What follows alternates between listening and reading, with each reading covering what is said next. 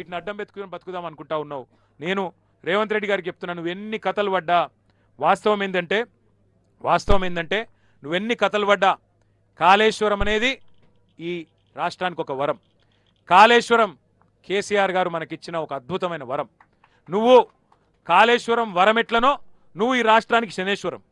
నేను చెప్తలేను ఇది, నాకు జగిత్యాల సభలో మా జీవన్ రెడ్డి గారు చెప్పిండు, ఈ రాష్ట్రానికి పెట్టిన శని వదిలిపోవాలన్నాడు. ఆ శని ఎవరో కాదు, రేవంత్ రెడ్డే. 100 ఏళ్ల వరకు ఎంత కరువు వచ్చినా తెలంగాణలో రైతుకు ఆగం కాకుండా కట్టిన ప్రాజెక్టు కాళేశ్వరం.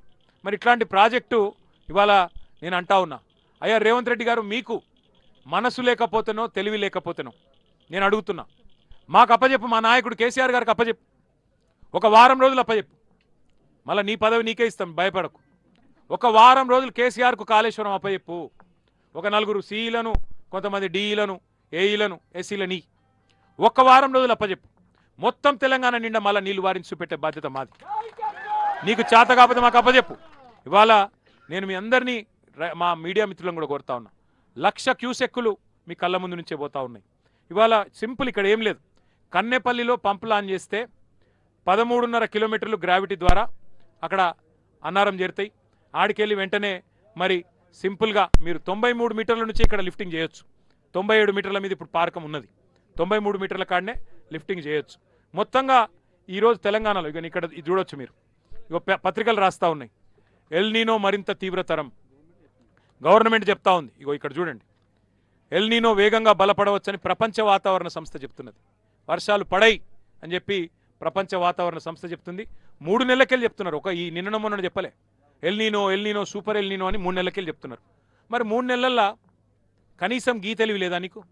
చిన్నగా ఒక పాయ తీసి గోదావరిలో గిన్ని నీళ్ళు వస్తున్నాయి, ఆ పాయ కన్నెపల్లి పంపోజిక్కు మలిపి నువ్వు దాన్ని ముట్టకు, మేడిగడ్డను. సరే నీకు ఇష్టం లేదు, మాకు అర్థమైంది.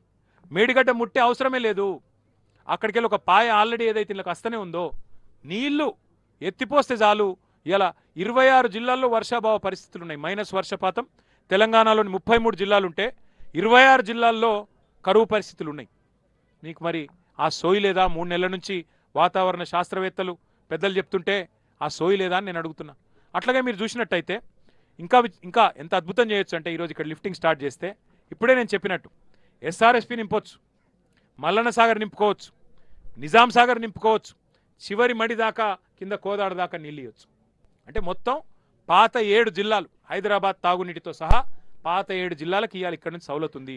రోజుకు 2 టీఎంసీలు ఎత్తిపోయొచ్చు. 2 టీఎంసీలు అంటే ఎవరికైతే కొద్దిగా పరిమాణం తెలియదో వారికి చెప్తా ఉన్నా.